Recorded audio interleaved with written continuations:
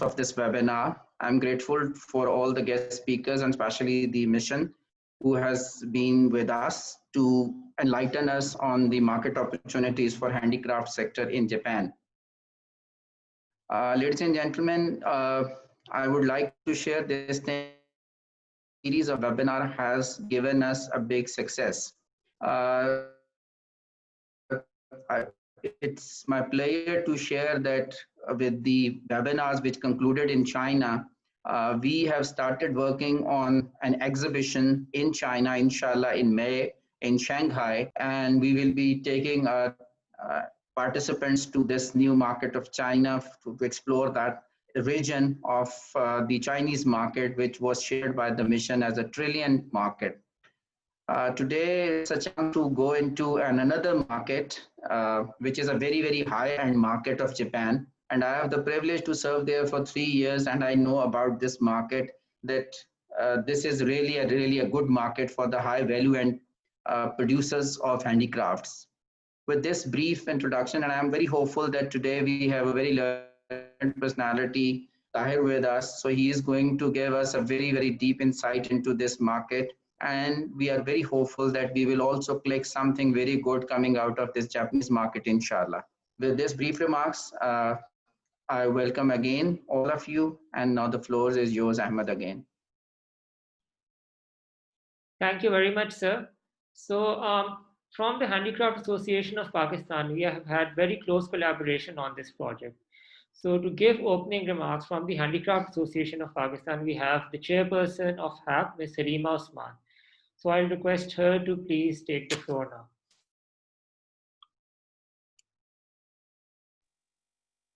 Ma'am, the floor Assalamu alaikum, everyone.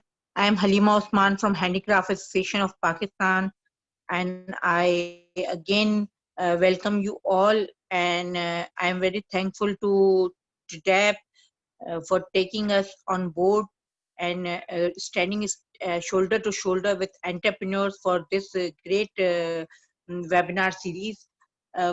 Actually, COVID has not only brought closer human suffering, but also taken a huge toll on global, regional, national economics. The USD dollar 133 trillion world economy witnessed closure of borders, cities, shutting down of markets, business, tourism, hospitality, industries, and halting of transport and airlines. The outcome of the great lockdown was the size of contraction of world economy and witnessed since the great depression of the 1930s. In these challenging times, I am pleased and I am very grateful to DAP to see their efforts, who despite several odds have endeavored to realize the impact of COVID on the socio-economic development of Pakistan and the whole region. These informative webinars help us a lot and deserve our appreciation and in-depthness. The findings of these sessions also with other countries in the region and beyond in the policy making with regard to addressing challenges posed by COVID-19. Handicrafts are unique expression and represent a cultural, traditional and heritage of Pakistan. The handicraft industry is one of the important productive sectors of our country. Various attempts have been made to define this broad and diversified industry for the betterment of our economy. Pakistan has a rich and diverse history of handicraft. The entire wealth of timeless Pakistani handicraft has survived through ages. Every city has its own heritage and Handicraft Association of Pakistan is a registered association of for manufacturers, exporters, women and entrepreneurs, craftsmen, women retailers, and wholesalers associated with the handicraft sector in Pakistan.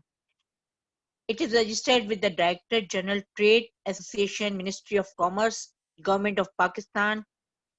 Our main objective is to promote the use of current market trends and modern technology in line with the current market practices,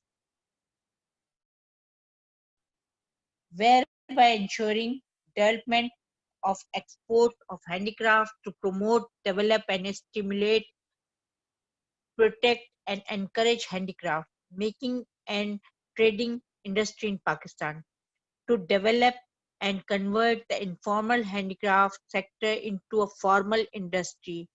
I request you all to pay attention and start sessions for awareness, for online sessions, so we can make a good economy boost. And thanking you again to TRADEP for giving me this platform, this opportunity, and I'm very grateful to TRADEP and congratulate the whole team of TRADEP. Thank you, Ji. Thank you very much, ma'am. So we also have Mr. Fahad Barlas here with us, who is the former chairperson of Handicraft Association of Pakistan, and with whom we basically conceptualized this whole webinar series. So in order to orient the participants here of how to best make use of this opportunity and the fact that we have our trade mission in Tokyo involved, Mr. Fahad Barlas will now, I invite him to speak. So Mr. Barlas, the floor is yours, please. Assalamualaikum, and thank you very much, Mr. Ahmed Hassan, who's looking after the webinar series. Special thanks to Mr. Shehzad Ahmed Khan, who's Director General at Islamabad TDAP office, Mr. Tahir Chima Saab, who's Trade and Investment Counsel at Tokyo. And I'm even grateful to the Ministry of Foreign Affairs and Ministry of Commerce together, that for the first time, what we have been witnessing for the last couple of years, that both, the high offices are working together over the trade diplomacy. So we are very, very thankful to the higher offices. I'll be speaking very shortly about the orientation of the Japanese market. I've had a very, brief experience about the market. And if we look into the demography of the Japanese market, it's a very, very matured market. It has an aging population. So, ladies and gentlemen, my very very dear fellow participant, when we talk about Japan, it's a little different from the Chinese market. It's more of, the delicacy oriented. They look into the best things. They have the best buying powers. They have an aging population. So I think more than a quarter of the population is already, above 60 years of age. So when we have this kind of a market, the level of delicacy and demand is very, very high. So it might be, a little less into the turnover compared to the Chinese and other developing countries, but the margins are very, very high. So the Japanese, they love Pakistani wooden handicraft. They love Pakistani, the onyx craft. They love Pakistani furniture. The only demand they have is the finishing has to be, of the A++ standard. So that is the thing which, I just wanted to, mark upon to all my participants. And I wish all of you, a great webinar series, and I wish all my participants to, have a very fruitful beginning of this market. Thank you very much, Chief. Thank you very much, Mr. Fahad. So now we will move on to the main crux of our webinar series, and that is basically a brief overview of market opportunities of handicraft sector in the Japanese market. So for this, we have our Trade and Investment Counselor in Japan, Mr. Tahir Habib Chima, and I would request him to please take the floor and brief our participants here about the Japanese market. Sir, the floor is yours. Thank you so very much, Ahmed, and thank you very much, Sir Shazad, Madam Halima, and Fahad. I would definitely say that Fahad has a very good insight into Japanese handicraft market, because the few things he just mentioned are very, very pertinent and are very important as well. So maybe just to go you through like the basic of how this Japanese handicraft market will look to you, I'll just go through 2 or 3 basic slides, and then we can discuss more in detail.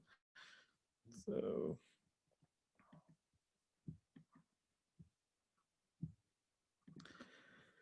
yes, so yeah, my name is Tahir Chima. I've been serving here as trade and investment counselor for almost last 1 year, and yes, and we have actually got a very good response from the Japanese companies who are already uh, dealing with handicrafts, and not only Pakistani handicraft, but handicrafts from other countries as well. And we have been very actively pursuing our case in a way to not only sustain our position in the market, but also to expand our share.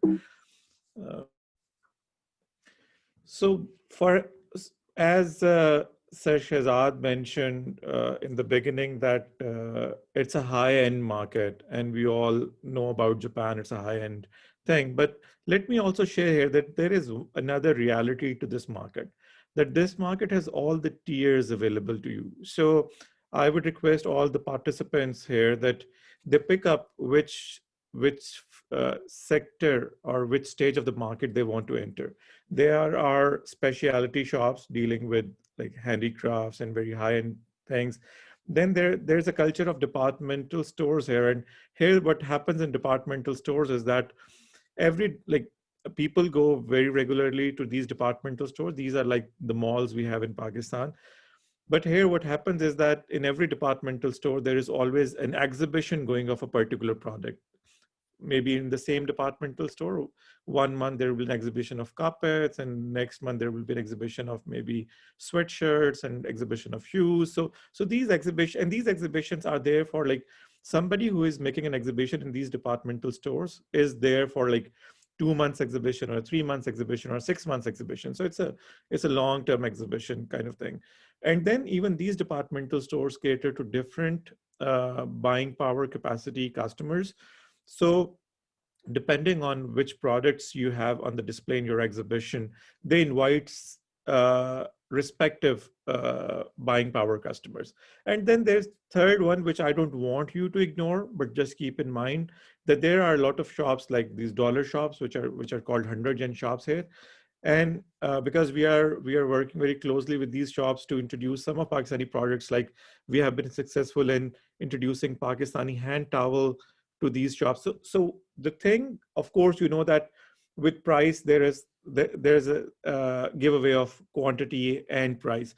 So if you're going to, your product is for specialty shops or high-end shops, of course, you will be selling lesser things. There will be less number of things will be demanded, but there will be a huge margin. But if you're producing something which is cheaper and smaller, then if your product clicks one of these 100 yen shops, then their order size is huge. Like it goes in millions of numbers of pieces. So you can now see like where your product actually fits in. Of course, the scope is open. I was just actually noting down these things. So generally, these are the things where actually people have already approached us. Daily use items like tableware, cushions, bag, pouches for mobile phone or something like that, key hangers, keychains, mugs.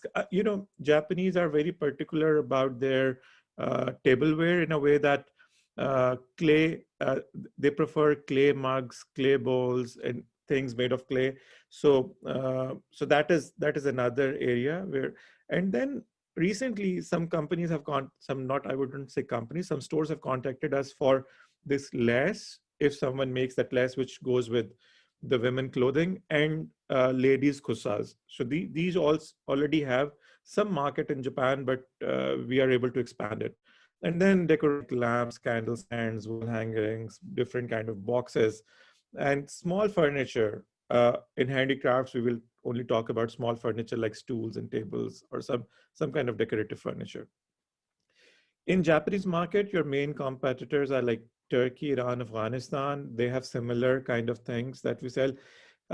Here, I would sadly share that I have seen at some very important display places where even there are like 10 or 12 handicrafts from Afghanistan, like things made of stones and all those are on display, but there's nothing from Pakistan. So we have this, but we can actually help you get to that space if you have an interest in it. Then there are a lot of handicrafts coming from like Vietnam and ASEAN. And here I would tell you that because as we also talked about, Fahad mentioned about aging population. So let me tell you that, of course, the aging population and those old people, they have a demand for very delicate, very high-end, very pricey things.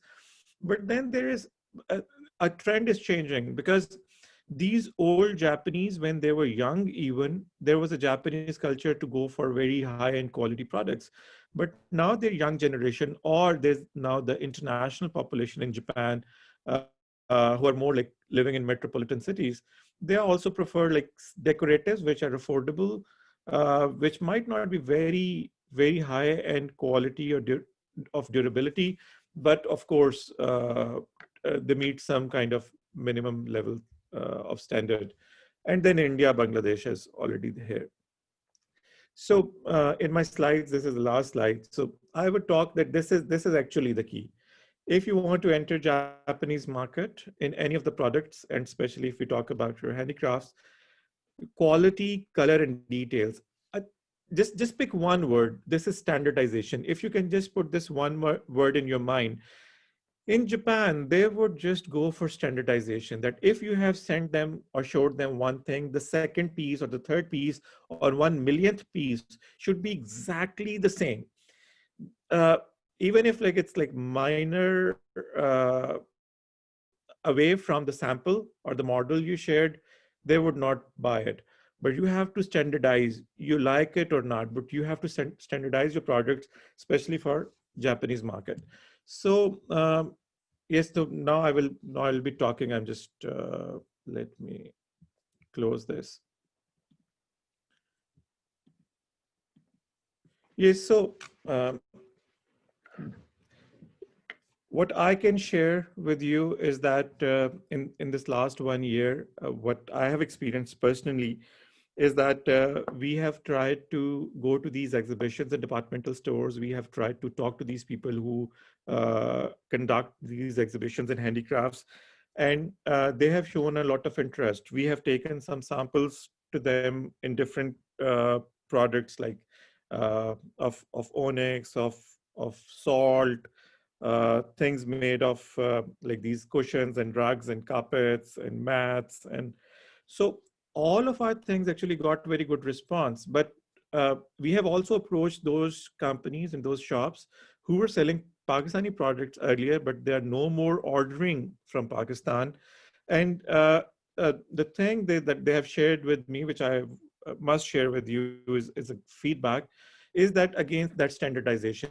And they took me to their warehouses and they showed me the things they received from Pakistan in the last 2-3 years.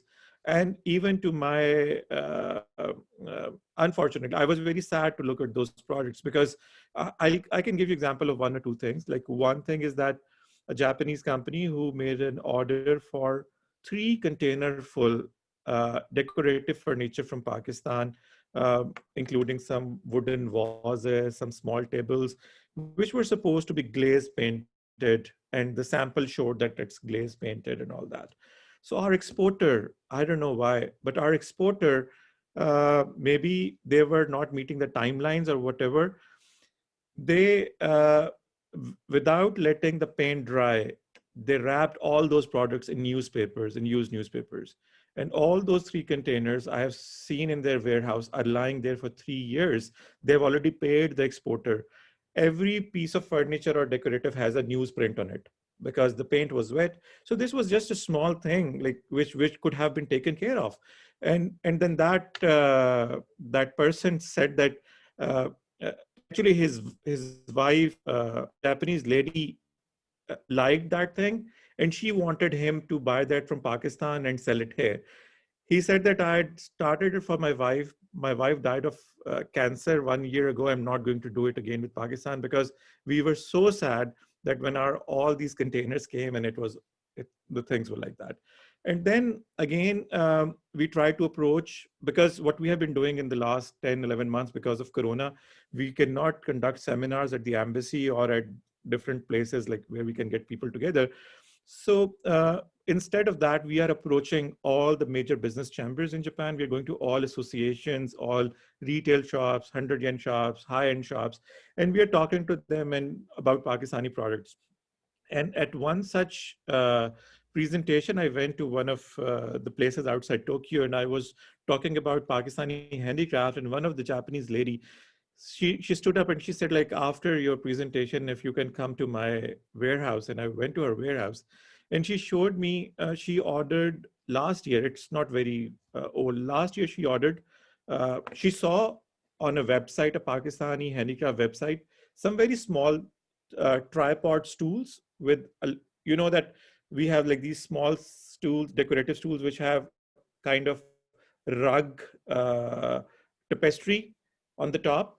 And she said that I was fine with paying anything they were asking for it, and I never negotiated on price.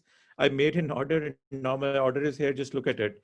And you know, when I turned that, I flipped that stool upside down. So it was so, like, the wood used under the foam was so bad, like just like the kind of wood we get in the crates, which had tracks, and even some stamps of the crates, fruit crates that used that wood. And of course, she was so sad and disappointed. But luckily, I did not let her decide that she's not going to buy it from Pakistan, because I have convinced her that now this time we'll help her find a better supplier, maybe, so she can get the best things, and because they have a good display and good sales. So if I just sum it up, there's a lot of opportunity for all these things and for all kind of things. The only single request from our side is just standardize your products or send them whatever you show them. That is very important. Japanese are, you know, for handicraft people, I tell you, hopefully Corona will go and you people will get a chance to visit Japan. Japanese people praise little details so much that I believe that any person who has some kind of artistic mindset or background, you will be great when you see Japanese praising your products, because they will even praise the details. You won't think that we're supposed to be praised. Like, they're so much into details. So we can promote your product, which is very high end. We can promote your product, which is maybe for the departmental stores. We can promote your product, which is like maybe very cheap. If you are making, for example, if you're making a 40 rupee leather keychain, or if you're making like a 40 rupee or 50 rupee kind of a pot or a bowl, I just have trust in us. We can bring you market from here for those things, even like from maybe from a 40 rupees product to a 1,000,000 rupees product. But just we have only one demand: that standardize your products, because yes, and maybe I can share two more things with you. And then once you have one Japanese customer who is happy with your product, let me tell you how loyal these customers are. This is my 15th year of service. I am from custom service. I have worked with so many business transactions. I haven't seen such loyal customers like Japanese are. I can give you an example. This few months ago, a Japanese company who was buying some product from Pakistan, not a handicraft product, some leather product from Pakistan, they came to me and they said that this company we are buying from, they have sent us, but in the first consignment, there was 16% damaged pieces. So we said, okay, maybe that is the first consignment. In the second consignment, there were 10% damaged pieces. So we were happy that they are improving. And now we have given them a very big order, and now 40% of the things are damaged in that consignment. So I said, okay, we can help you talk to the exporter and we'll resolve this issue. But then I also, because that's a big brand, not a small company, a big brand Japanese brand buying things from Pakistan. We offered them that, okay, in case you're not satisfied, we can introduce you maybe 3 or 4 more exporters from Pakistan, and you work with them because they will assure you quality and we can guarantee maybe somehow. And the answer was so amazing that company's president told me, he said, no. This Pakistani guy has been working with us for the last 1 year. We don't know. Maybe he has spent his money, maybe he has spent his energies, maybe he has spent his thoughts in producing this product for us. Just make sure that this person makes the best thing for us. We're not going with any other person. And if they need money to improve their manufacturing facility, we are ready to finance, but we are not going with anyone else. Like, this is the kind of loyalty someone is showing. And another thing that I want to share with you is, it's just skipping my mind. So anyways, if it comes back to my mind, I will talk to you, because I want to give more time to you to ask me about this market, ask questions, let me know what things are in your mind. And if you have any experiences with Japan before. Thank you so much, Fahad. You were very, very pertinent. I would say that keep Fahad's tips in mind as well, because if you are making a delicate product and if you can assure details and standardization, margins are very high even here. So it depends like what kind of product you can sell. Thank you so much, Ahmed. Thank you very much, sir. So before we move on to the interactive session, we also have Ms. Masuma Siptan here, who works very closely in the handicraft sector. So I would give her the floor to please talk first, and then we can have the interactive session. Ms. Masuma has been with us in this webinar series since the start, and she's chairperson of Women Economic Reforms Committee right now. So, ma'am, the floor is yours. Assalamu alaikum, everyone. Here I will say that I'm really sorry that I'm currently at a very public place. Actually, Tehsil mein us time. Lekin, as I promised to TDAP that I am available, so I am available here.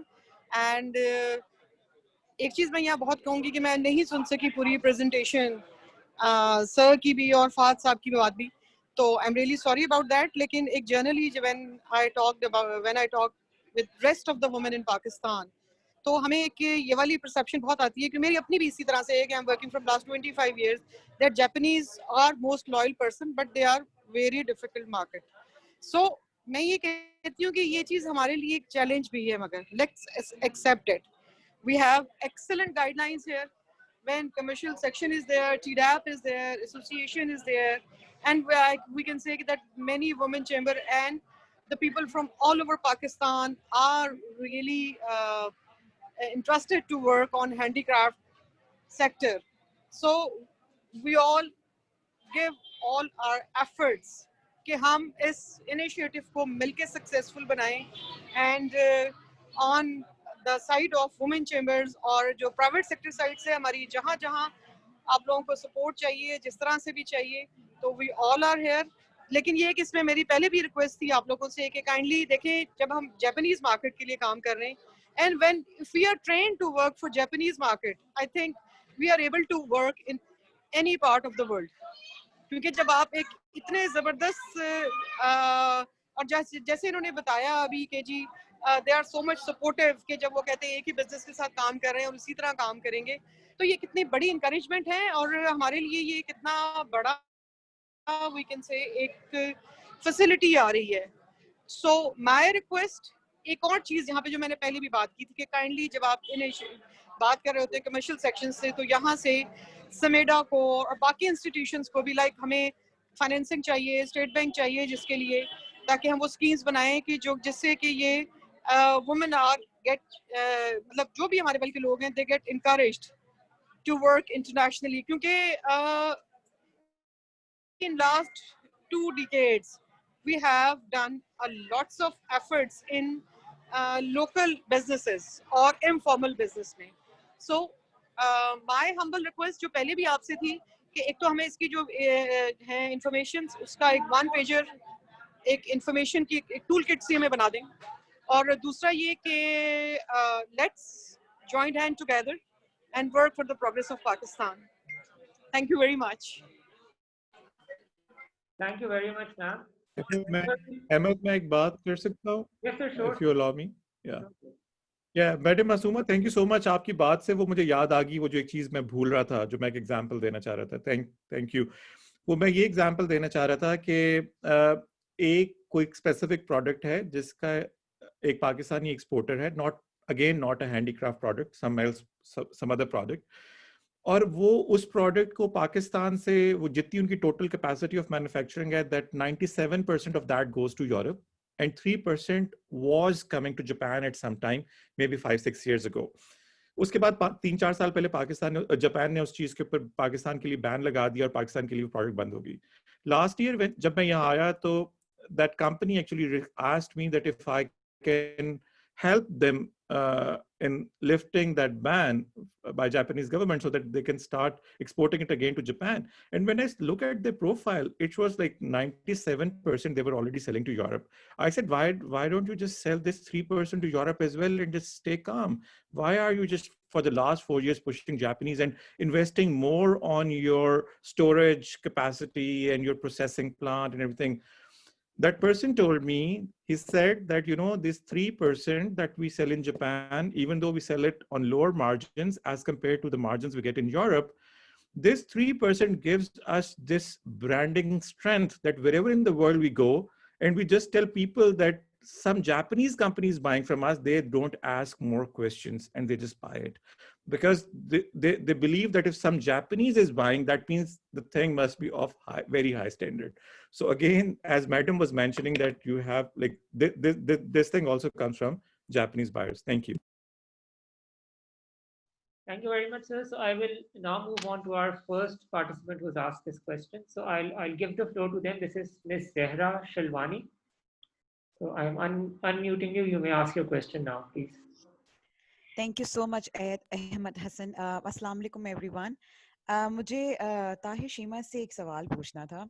Actually मैंने अपना post graduation जो है वो London से किया है, और वहाँ पे हम जब ब्रांडेड कपड़े खरीदने जाते थे तो there are a lot of Pakistanis who work there, और उन्होंने मुझे हमेशा से एक बात बताई थी कि although most of the clothes that you see here come from Pakistan, लेकिन आप हमेशा उसमें जो लेबल देखेंगी वो इंडिया या बांग्लादेश का होगा, because customers do not want to buy products from Pakistan. तो अब आप मुझे ये बताएं कि मेरा जो प्रोडक्ट है, मैं बेसिकली सिंध से हूँ, एंड मैंने जो अपना काम स्टार्ट किया है वो सिंधी क्विल्स पे है, रलीस पे मेरा काम है। अब मैं तो चाहूंगी कि मैं उसकी ब्रांडिंग इस तरह से करूं कि उस पर मेड इन पाकिस्तान ही लिखा हुआ हो, लेकिन मुझे ये बताएं कि would Japanese people have that trust to buy my product, या उनका भी ब्रिटिश और यूरोपियन मार्केट जैसा होगा कि अगर मेड इन बांग्लादेश या मेड इन इंडिया लिखा हुआ है तो हम खरीदेंगे जनाब, वरना हम नहीं लेंगे। और दूसरा मैं आपसे ये पूछना चाहूंगी कि as someone who is very new to this business, how do I go about it? मतलब coming from your expert, like I would encourage if you would give us some expert opinion on how to go about this entire thing, because honesty and standardization is something that I I'm willing to completely go into, ठीक है, लेकिन मुझे ये भी जानना है कि इसका स्कोप क्या है in the Japanese market. Thank you. Right. That's about it. Okay, thank you, madam. Number one, your first question. I think this is some kind of I would say a wrong perception about the international markets you're making in your mind. Please don't do that. If I only I can talk about other countries as well, but if I only talk about Japan, there won't be any kind of discrimination on the basis of where the product is coming from. The only issue could be, or is that that is of the price a company gets of a product from Pakistan. For example, Japan has a free trade agreement with India. Bangladesh is enjoying LDC status, and we don't have a trade agreement with Japan. So if you are selling a product which involves any kind of tariff like custom duties, and it is coming, the same thing is coming from India, and same thing is coming from Bangladesh, and same thing is coming from Pakistan. So for a buyer, Pakistani product is a little more expensive because there are taxes involved. But as far as origin is concerned, this issue is not there. Number two, you talked about rallies. We have already shown rally, like I brought a sample of rally when I came last year here, and I've showed that sample to many Japanese companies stores here, and they're very much interested in that. And we would be very happy if you can send us more details on your product.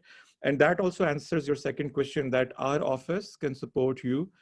We can introduce you to these Japanese companies, but again, we request it to everyone that just be very, very professional with them. And Japanese are, again, let me tell you, there is another misconception that Japanese are very closed. People generally think that they are very closed people. It's not like that.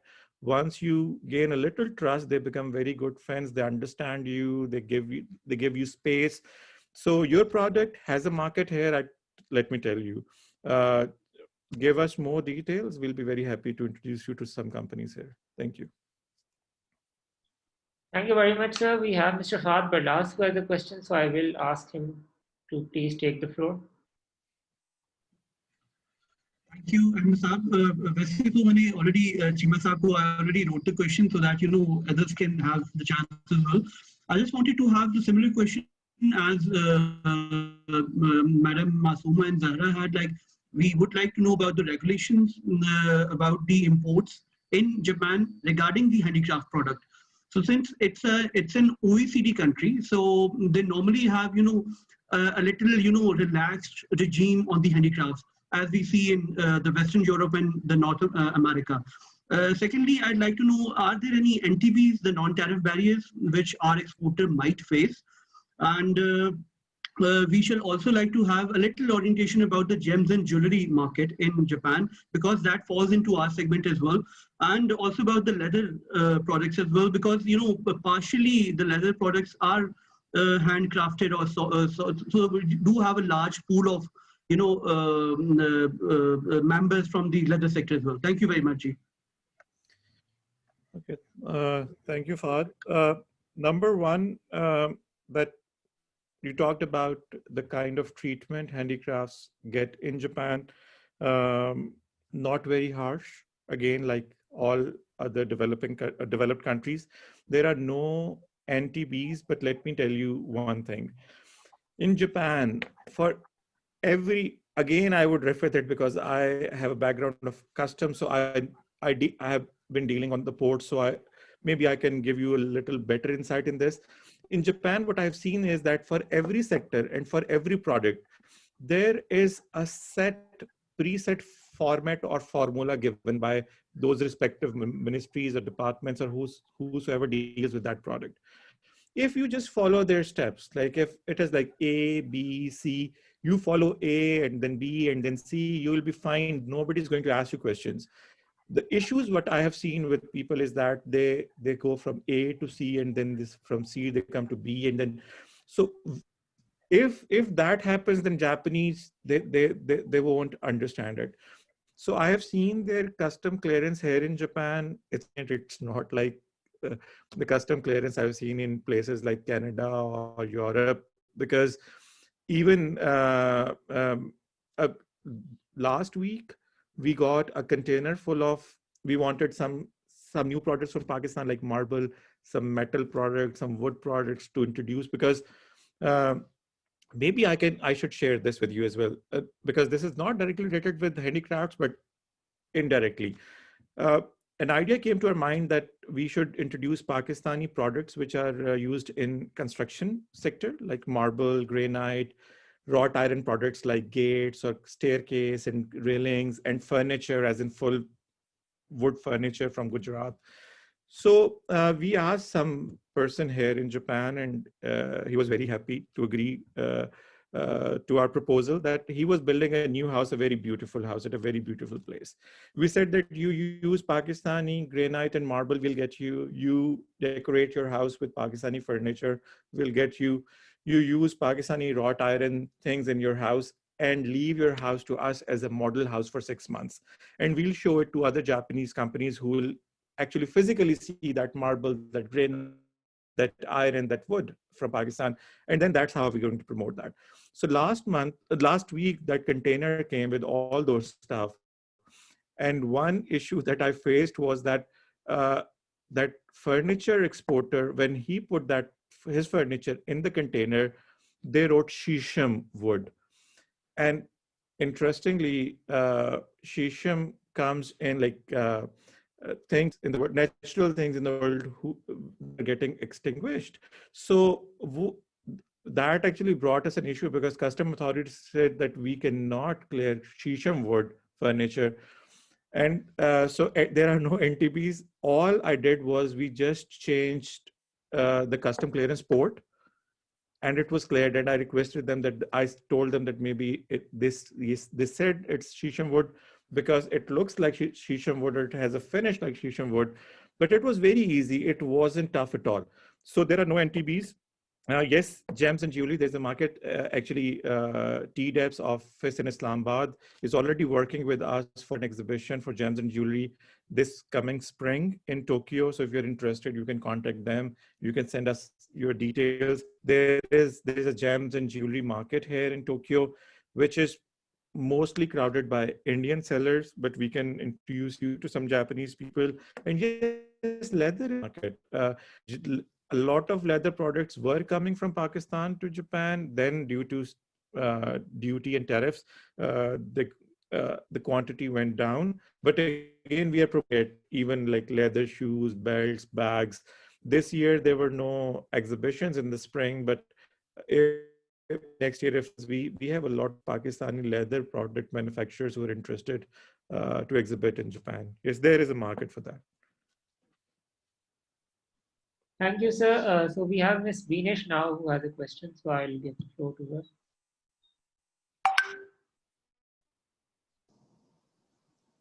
Hello. Yes, we can hear you. हाँ जी, okay, Tahir साहब, thank you so much. आपकी काफ़ी informative है session. मुझे सिर्फ ये question पता करना है. I'm Vinesh. I am actually exporter of Himalayan pink salt.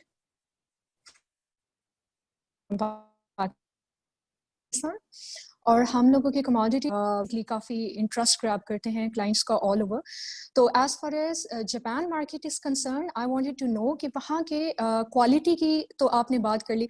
What about the quarantine issues जो उनकी कस्टम अथॉरिटीज़ के हैं, because I am working with China in that very particular context, और उनके जो quarantine department है, it's really giving us a very tough time and we are working on that. तो आप मुझे ये बताएंगे कि जापान के क्वारंटाइन के जो प्रोटोकॉल्स वगैरह हैं before sending anything to them, तो उसके बारे में आप थोड़ा सा ब्रीफ करेंगे. और सेकेंडली ये है कि because with the passage of time जितनी भी ट्रेड है, global trade, they are getting into digital marketing. तो उसके हवाले से जापान में डिजिटल जो वेबसाइट्स हैं जो मार्केटिंग की हैं, वो कौन सी ऐसी फेमस है जिनको हम लोग अप्रोच कर सकते हैं और जिस पे हम लोग वर्किंग कर सकते हैं. Thank you so much. Thank you, madam. Again, quarantine, of course, there are requirements. जिस तरह मैंने अभी आपसे बात की थी कि जो भी concerned ministry या department है, उसने जो भी एक set format बनाया है for any product. If you follow that, just make sure that you are able to tell them that whatever you said, which are very simple and they're very disclosed. So there are no hidden things like that. China is different. Japan is a little different in this because in Japan, they work very professionally and very ethically. They won't just twist your arm for anything. So उसमें वो है, उसमें आपकी अपनी, अब जैसे आपने salt की बात की, तो salt में सिर्फ जो edible salt है, उसके लिए requirements है. बाकी जो salt की products हैं, जिस तरह आती हैं या lamps आते हैं या restaurants में use होती हैं. I'm sorry, I switched to Urdu. I don't know if we have like any participants who are from Japan. I don't know. So anyway, so for all those things, they are coming to Japan. Salt products. We are, few months ago we found a very high demand of animal licking salt here in Japan, and we have been talking to, and in the last 2 months, we got samples from many Pakistani companies. And in January, we are going to invite Japan Agriculture Association, and we are going to show those samples to them. We have prices, we have samples, so it's not difficult. So quarantine, especially, there are standards for edible salt, but not for other kind of salt. So if you want to send edible salt, you have to follow that standard. And once you have followed that standard, it's not going to be an issue. Number two, yes, there's a huge, big digital market. Amazon Japan is there, and then there is Rakuten, Rakuten, which is local Japanese marketplace, which is like huge, very huge. So you can approach Rakuten, you can approach Amazon Japan. And you can partner with someone who is locally available in Japan, who can open account on Amazon Japan or have an account on Rakuten. If we receive any such request from our handicraft exporters from Pakistan, we can work on something like that. That we can channelize you to these two platforms somehow. Yeah, thank you. Thank you, sir. We have Mr. Anas Ali now.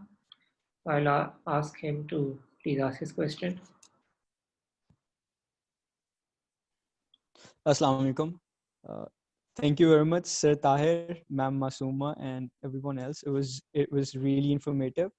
So I'm Anas, and I'm a leather craftsman myself, and also in furniture business. So we've been. So my question is that we've been manufacturing furniture pieces of totally abstract looks. We use a wood bending technique, right? And they're all abstract. So every single piece is totally different from the previous one.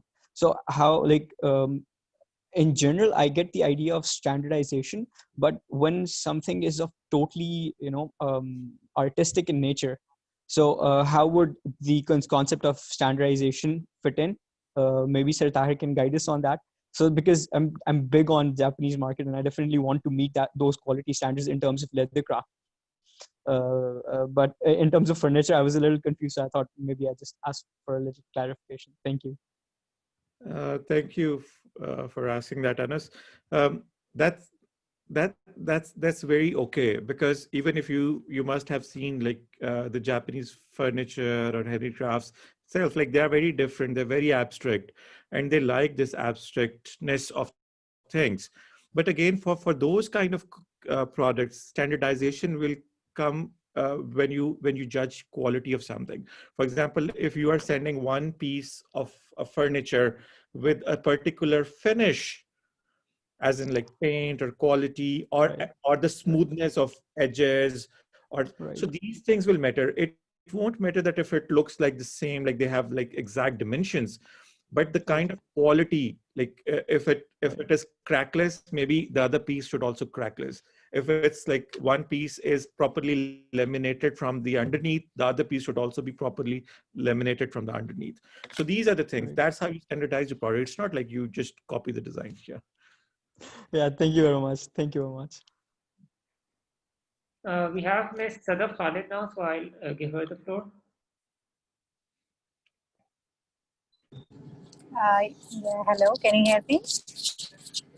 Yeah, my question to Tahir Cheema is, if I want to export leather products, say export leather products to Japan, I know there's a huge competition with other big brands. So what's the potential of that, and how can we connect to Mr. Tahir Cheema, the exports, all that they're asking questions, because we need to use the right channel, and digital platforms are available, but eBay and all their big players, Amazon, for startups and other entrepreneurs in Pakistan, how to export them through the digital platform that we already have? That is my question. Yes, thank you. Okay, madam. Of course, there is, as I told you, that it will depend on which segment of the market you want to cater with your products. So you let us know that you like which segment your product is for, and then we can give you a particular advice on that. And for the online platforms, as I just mentioned, answering another question, was that there are local digital platforms as well in Japan, which are not eBay or stuff like that, but Rakuten and Amazon Japan. So in that case, if you have like products which, because for online or digital sale, you must have, it's a lot better knowing that if your production base is, it's a lot better that your stocks are in the destination country.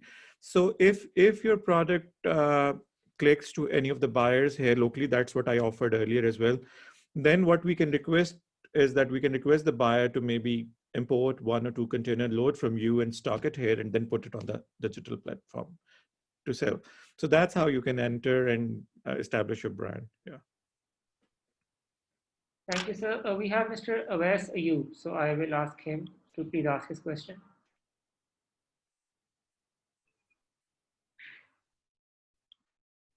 Mr. Awais?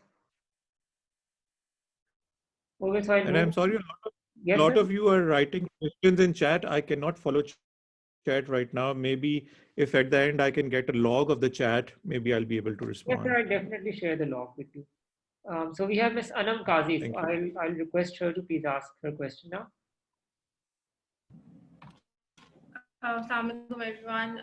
This is Anam Qazi. I'm heading Abirsa Home, and I'm the convener for Handicraft Committee at Lahore Chamber of Commerce and Industry from past 4 years.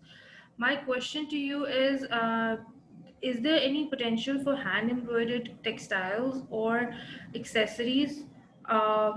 And second question would be, what about pottery items? Because everything which is handmade, यहाँ पे एक simple concept है कि this is handmade, that's why ये इतना precise नहीं हो सकता अपनी डायमेंशंस में और अपनी सारी चीज़ों में. तो उसके ऊपर आप हमें थोड़ा सा गाइड कर सकते हैं कि पॉटरी का क्या पोटेंशियल है. आई एम श्योर कि दे लव क्ले से बनी हुई चीज़ें, बट हमारी पॉटरी में अनफॉर्चुनेटली उतनी प्रिसीजन नहीं आती because they are handmade not machine made. तो उसके ऊपर आप हमें थोड़ा सा गाइड कर सकते हैं अगर, तो I will be very thankful. Thank you. Thank you madam. जहाँ तक आपने हैंड एम्ब्रॉयडर्ड चीज़ों की बात की, तो yes, there is a market for that.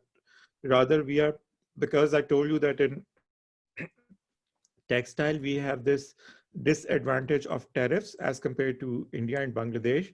So what we are trying is that we are trying to reach this niche of design and artistic textiles, where such products can be introduced and are being introduced. Like if you work with any of the designer brands here, they would be happy to take those things, like those embroidery, hand embroidered stuff.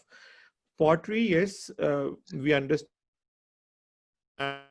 pottery be standardized again form that because somebody's handprints are going to be there or thumbprints are going to be there.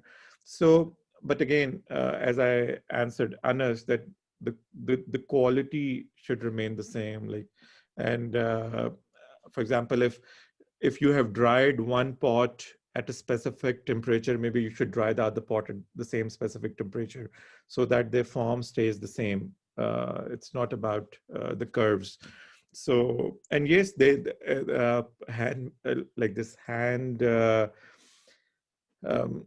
would say that this pottery, which is displaying that it is handmade, as it shows your fingerprints, is very popular here, and Japanese would love that. But again, if you're, for example, if you make like a set of 6 small teacup, tea is something very religious and spiritual here in Japan.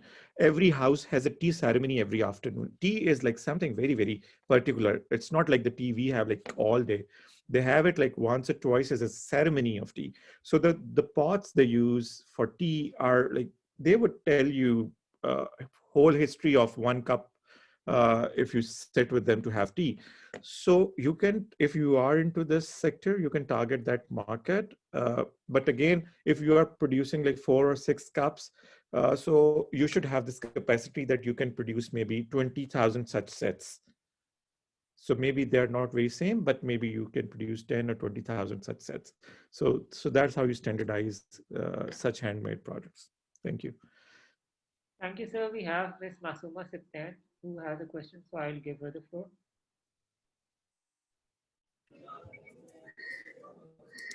Ji, excuse me, I've just listened to everyone, really insightful.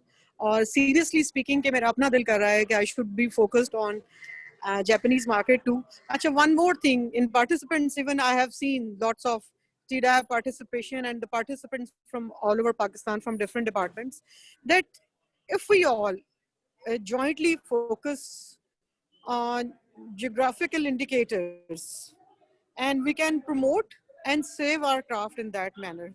So my humble request to all the organizations, associations, departments, let's sit together and focus on it and let's promote, because if blue pottery is it is from Multan and it is registered in Multan, and it is when it is exported to anywhere and through the geographical indicators, it is a best way to promote things, and I think get cash too. So it's just a suggestion, and I hope we all should be focusing it too. Thank you. I think it's a very good idea because, like, of course, blue pottery, and if we were talking about Raleigh, if that gets registered with like Hyderabad or wherever, Thatta, and so it's a very good idea. And again, with handicrafts, your buyer is more interested in knowing the history of the product. So because if you are talking about high-end handicrafts, so they would be, it's very interesting. Maybe at some level I can send it to TDAP, and TDAP can share with all of you. I can send you pictures of the packaging of handicrafts you generally get in Japan. So there's so much history written about. If you're just buying a small cup, maybe in a box, so there would be a whole booklet talking about that cup and like history of 100 years or 200 years or thousands of years. So that is very important if we can get, and we also have like this now GI regulation in Pakistan. So maybe yes, on the level of TDAP, we can work on it. Thank you. Yes, sir. So we have Ms. Munawwara Sultana now. So I'll ask her to please ask her question. Assalamu alaikum everyone. I'm Munawwara Sultana from Nawabshah, and I do the hand printing, like Ajrak printing. I'm reviving that.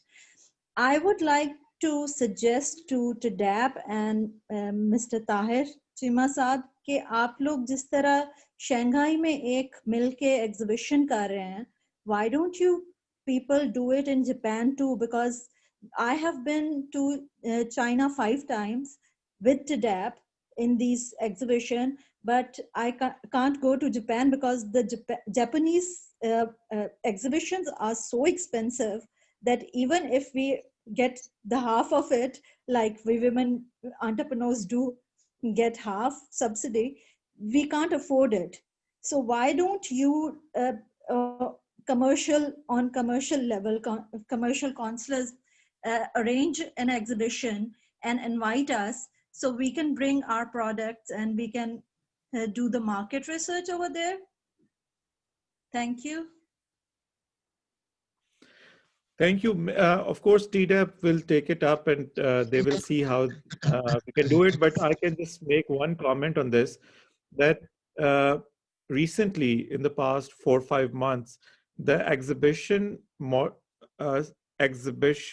in Japan has changed to hybrid, where what they're doing is that because of this travel restrictions and you don't know like when everything gets to normal. So what they're saying is that you send samples physically to Japan and they will be displayed physically for Japanese customers to look at, and you will be put online along with your products like in Zoom, and you talk to your people who want to. So if you are, because what we have experienced the last 2-3 months, that whenever we send this suggestion to Pakistan in different sectors, big sectors, they all backed out from hybrid model. And believe you me, I have been to all these hybrid model exhibitions here in Tokyo, and almost all countries were there, and we were leaving our space because we wanted to be physically present in Tokyo. So if you're not physically present, of course, that would be very good. In, as you mentioned, maybe in the previous years, it was like a financial thing, but now in future, so there will be opportunity for hybrid participation as well in the exhibitions. So just keep that in mind. But we'll be very happy to host an exhibition here at the embassy, or we can arrange that. But again, with us, there are no budgets to cover travel or lodging, but TDAP can look at it maybe. Yeah. Yes, sir, we will definitely look into this very pertinent suggestion. So we have Mr. Fahad Balas, so I will ask him to please take the floor. Ahmed Saab again. Actually, last year we had a tagline for our Handicraft Association. think like, if we portray our country as a, Sorry, as a Fahad, tourist plus. Fahad, can you say that again? Your voice is breaking. Yeah. Yeah, let me repeat, sir. So last year we provided a tagline to our handicraft association in which we were promoting the craft and tourism together. So whenever we, look into those lucrative manufacturing countries like Egypt, Morocco, Thailand, Turkey, all of these countries, they are actually the direct competitors of Pakistan in handicrafts. So the difference we have among these countries and us that we don't have an inbound tourism coming into our country. So that's why our positioning of the craft is not as strong as compared to these countries. So how do you think, like, how do the Japanese think of touring Pakistan? And also we do have a lot of Buddhist sites.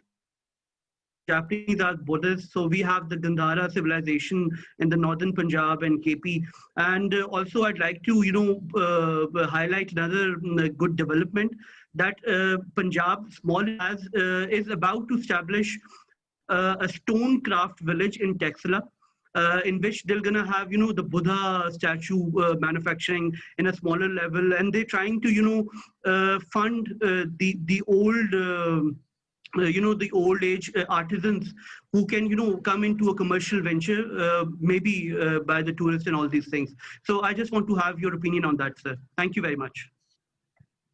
Thank you, Fahad. Yes, definitely. Japanese actually want and would love to visit Pakistan, but their government has some kind of travel advisory for tourism to some places. But this year there were like 400 Japanese who got visas from us as tourists who wanted to go to Pakistan, but then due to Corona they could not, because especially they love to go to Gilgit, Hunza for cherry blossom, and cherry blossom is also some kind of has a religious feeling for Japanese.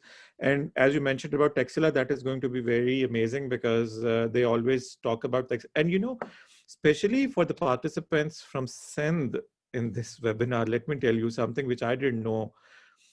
Every Japanese knows about Mohenjo-daro, because Mohenjo-daro is taught in their primary school curriculum. So if you talk to any Japanese, they would talk about Mohenjo-daro and they would love to go to Mohenjo-daro. So Mohenjo-daro, Harappa, Texila, and there are some Japanese, if you go and just talk to them, they would just keep talking about our Indus Valley civilization and everything. So Japanese are very much interested, but then there are different kind of good or bad travel restrictions always. So we were trying with the government to reduce that strictness of travel advisory. They were agreeing to it, but then due to Corona, everything just went off. Maybe we'll start it again next year. But yes, that is good. But again, what my approach to business promotion is that the things that we see that will take like a year or 2 or 3, we should not wait. We should keep working towards that. But again, we should find like some alternate innovative ways of right away getting into the market. Thank you, sir. We have Ms. Fawzia Qazi, so I'll give her the floor. Ji, Assalamu alaikum, Cheema Sahab or Ahmed. Thank you for having such an informative or very beneficial session. I'm Chairperson, Women's Standing Committee, Rawalpindi Chamber of Commerce, and at the same time, I'm also executive member of Hunza Chamber of Commerce, as Cheema Sahab talked about Hunza Chamber. So my question is, like, there is a local NGO who has, capacitated 5 to 6 women associations who are working on handicraft and handmade carpets. So basically, those have been trained at a वो international standard को सामने रखते हुए उनको training दी गई थी. But कुछ अरसे तक जब तक वो NGO उनके साथ थी, till that time they were fine. I mean, things were going on और वो चीजें इनकी बिक रही थी. But now जब NGOs ने retreat किया, of course it was a project. तो उसके बाद ये हुआ कि now they are like they don't have a market where they can market their products. So in that sense, we from the Hunza Chamber of Commerce platform, we want to facilitate them, or इस वाले से चीमा साहब हम क्या guideline दे सकते हैं, तो वो सर काइंडली बताइए ताकि हम उनको आपसे कनेक्ट कर सकें. एंड ऑफ कोर्स एक्सपोर्ट की बात होती है तो उसमें स्टैंडर्डाइजेशन और ये सारा जो प्रोटोकॉल्स है उनको देखना इम्पोर्टेंट होता है, और जाहिर है एक क्वांटिटी भी चाहिए होती है, तो उस हिसाब से हैंडमेड चीज़ें सर, और वो इनको हमने आगे करना है. तो दैट वाज माय इंटरेस्ट, और ये क्वेश्चन इसीलिए मैं रेज कर रही हूँ. Thank you. Thank you madam Kazi. Definitely आप हमें उनसे कनेक्ट कर सकते हैं. We will once we have details on their products. इस तरह की चीज़ों को हम ये कर सकते हैं कि there is something I am working on, जिसमें मैं ये कोशिश कर रहा हूँ कि एक पाकिस्तान के नाम से मैं एक डिस्प्ले सेंटर बनाने की कोशिश कर रहा हूँ. फ्यू मंथ्स अगो मैं एक इंडस्ट्रियल विजिट के लिए किसी शहर में गया था, यहाँ से काफ़ी दूर 6-7 घंटे की ड्राइव पे. वहाँ मैंने देखा कि वो जापानी शहर है बिल्कुल एक साइड पे, और जिस तरह वो सारा फार्मर्स का विलेज है और सारा कुछ, और उसके दरमियान में बिल्कुल एक ऐसी बिल्डिंग है जो आपको लगता है कि आप इस्तांबुल में आ गए. So I went to that building, and that building is model display of Turkey, और उसमें उन्होंने सारी टर्किश हैंडीक्राफ्ट्स रखी हुई हैं.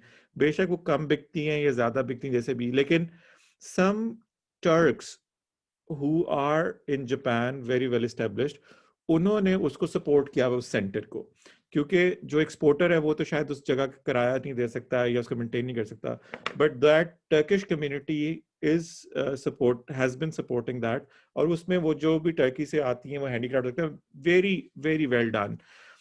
सो I have been trying to talk to some जो यहाँ के अच्छे पाकिस्तानी बिजनेसमैन हैं जिनके पास जो अफोर्ड कर सकते हैं ऐसी चीज़ों को प्रमोट करने और सपोर्ट करने में.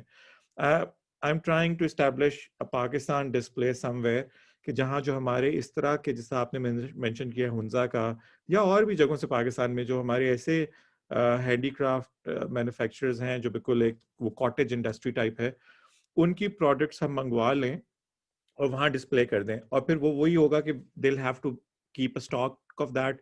वो जो होगी अगर कोई बिकेगी नेक्स्ट टाइम में भी चेंज हो जाए, उसमें वो स्टैंडर्डाइजेशन वाली, क्योंकि उसमें फिर वो आपकी क्वांटिटी भी इतनी ज़्यादा नहीं बिक रही होगी शायद, लेकिन ये कि रिप्रेजेंटेशन हो जाएगी या इनको ये सपोर्ट मिल जाएगी कम से कम इनकी चीज़ बिक जाए. तो वो उसमें आप कनेक्ट करा दें, हमें थोड़ा सा प्रोडक्ट्स के बारे में डिटेल मिल जाए. So we'll consider that for that. और वो जब वो मेरा वो पाकिस्तान डिस्प्ले का मॉडल किसी हद तक बन जाएगा तो आप सबको इन्फॉर्म कर देंगे उसके बारे में, ताकि आप कोई भी अपनी चीज़ उसमें रखवाना चाहें तो you are most welcome.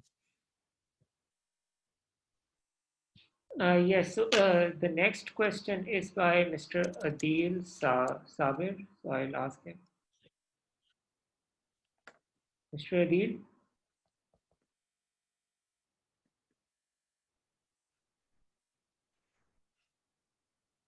I have a rather unstable connection. Yes. Unstable connection, perhaps. I'm not sure if my audio is going through. We can hear you. Adil, can you write your question? Can you write your question in chat? I'm not sure if my audio is going through. I think that there is a wee bit of an internet connection problem on my getting through to you guys, or I can log in again. We can actually hear you right now, so you can ask your question. All right. Okay. Yes. Assalamu alaikum to everybody, and Jima Saab, Ahmed Bhai as well. I just wanted to bring to your attention that we are manufacturing what we call as Buddhist art, but we're doing it exclusively from pink salt. So this is something which we've been working on over the last couple of years, and we've managed to refine our art form. We have taken on people from, in fact, Texla, those guys who are from the cottage industry of making statues. So I just wanted to know, is there any limitation, or would you know of any limitation of producing specifically Buddhist art in terms of statues, figurines, and sculpture, and whether or not there would be something that perhaps we could be facilitated with if there were any objections from the art form of that kind. Adil, off the cuff, I'm not sure if there is any, but I can check with their relevant ministries and I can get back to you on that. Yes. Yes, sir. So next we have Indus Civilization. So I'll ask them to please ask their question.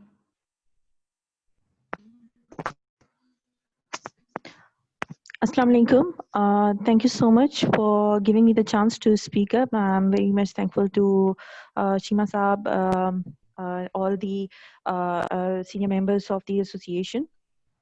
So this is Sanam Habibullah Kaburu from Indus Civilization. As I was just waiting for my turn so that the conversation could come to you know, that level that I can put up my question regarding this Indus Civilization thing.